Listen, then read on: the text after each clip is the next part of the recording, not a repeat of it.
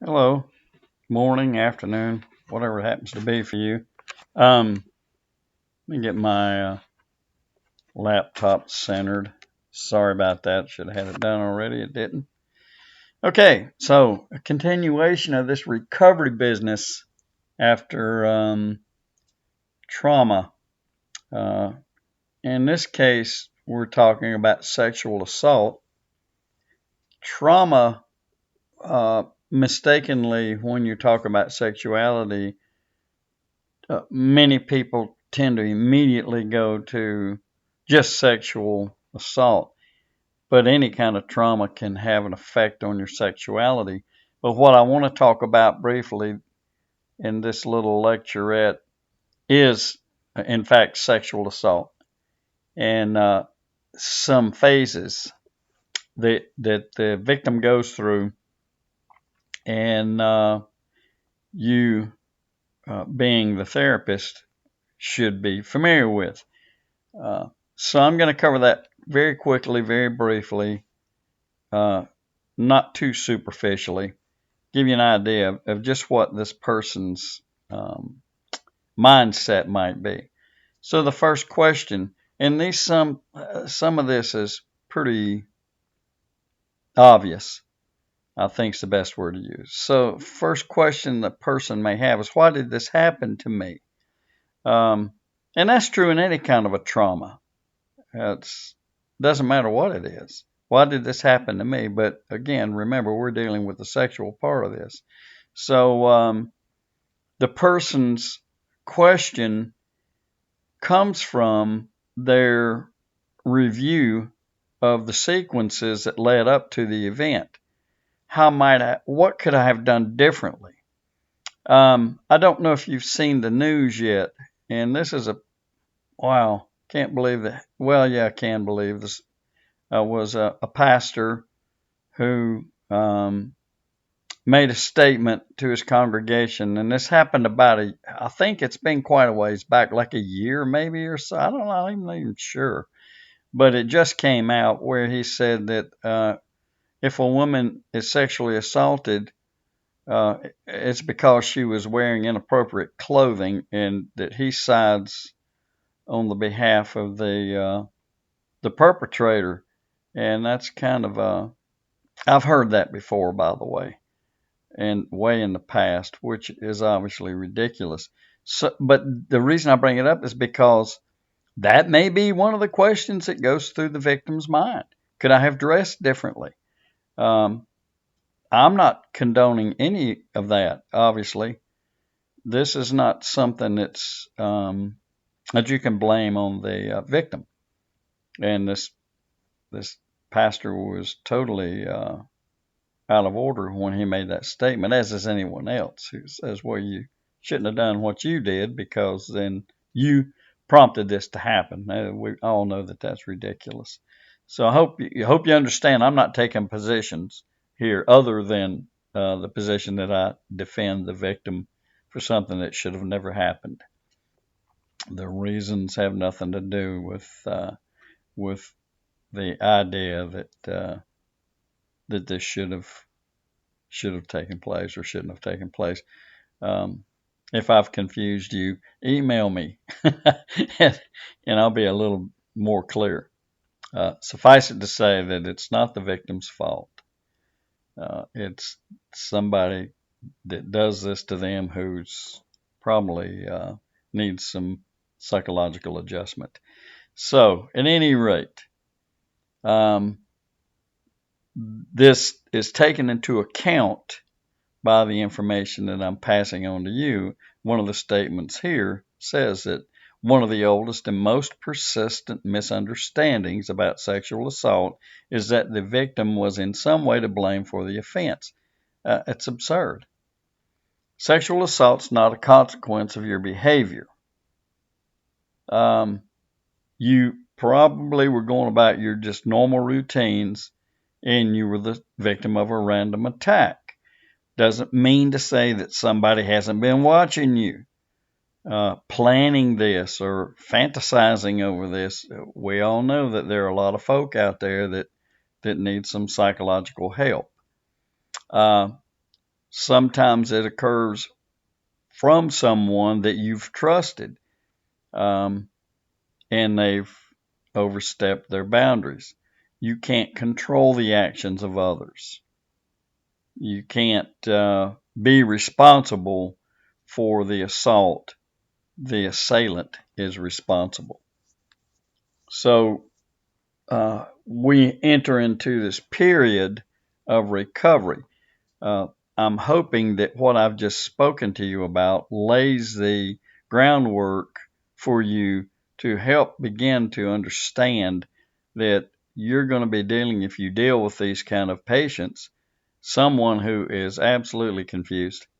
Why did this happen? That's the opening statement. Now, the phases. The first phase named in this by this therapist, immediate or acute phase. This can be days to weeks after the assault. There's several things that may be taking place on the part of the victim. Stunned, dazed, shocked, a sense of numbness, a sense of really trying to deal with the reality that this has happened. In the initial way to deal with it for some is that they try to block out the experience. In other words, suppression, as we know as psychologists. However, suppression of a traumatic event sometimes doesn't work. Many times it doesn't, depending on the event itself. And at some point in time, because of the magnitude of this, the victim will find it just impossible to suppress their feelings, and they will enter into a period of distress. They may experience anxiety, sleeping and eating pattern anomalies, intrusive thoughts, flashbacks, mood swings, fears about personal safety. These are all associated with PTSD. I'm sure you've picked up that already. And then there even may be feelings of guilt. There may be feelings of self-blame, shame, anger. So these are the areas you're going to be working with if you are to counsel people like this. There's even the potential for physical reactions like pain in specific body areas that were involved in the assault. Could be real, it could be ghost. That would have to be treated by a physician. You would be doing the mental side of that. They may be suffering a feeling of being out of control, going crazy, so to speak. And these are all normal reactions to the trauma. And over time, some of these things will subside. We all know that time is not the healer of all wounds.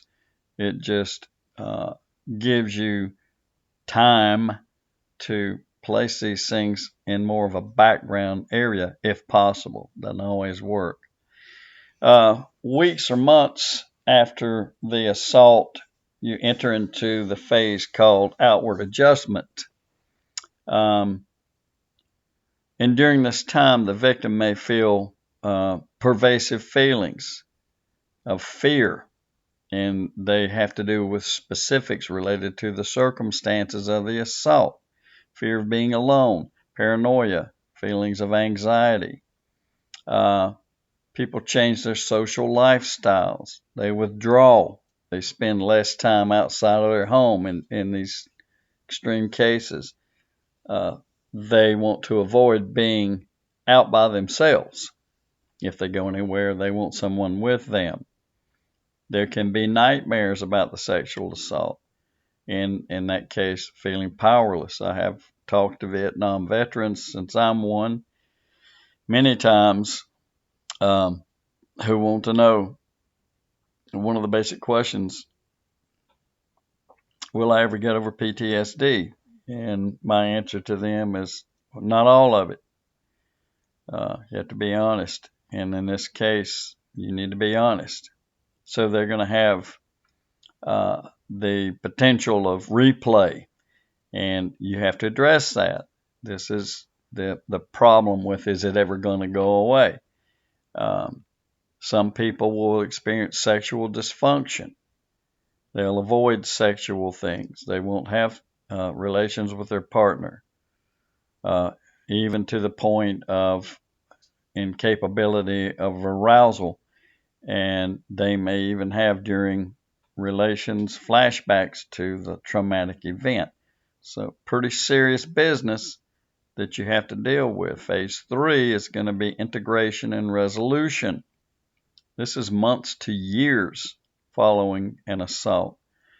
They last for a while, then they maybe begin to overlap from the last phase into this resolution phase. The most common long-term problems are fears about personal safety, anxiety, intrusive recollections of the experience. Again, remember PTSD. Images and dreams and feelings are occurring less often, however. Here's the time element. You may, if you're the victim, integrate the experience into your life. You may find yourself more cautious and more aware, which is, that part of it is a good thing. And then you also may be motivated to set new goals, to find a new way of living. And you may not be the same as you were before, but the healing will present to you a new way to address the way you live. You're not less than what you were before. Matter of fact, you may have made a gain. And you need the right counseling to be able to do that. Maybe some new insights or new strengths come about. So those are the phases. There are stages of recovery. No two people are the same. Questions like, when will I feel like myself again? There's no way to give an estimate of that. That's an individual thing. Each situation is unique. You can put it into perspective, believe it or not, but it can never be forgotten. And again, time doesn't heal all wounds. That's a myth.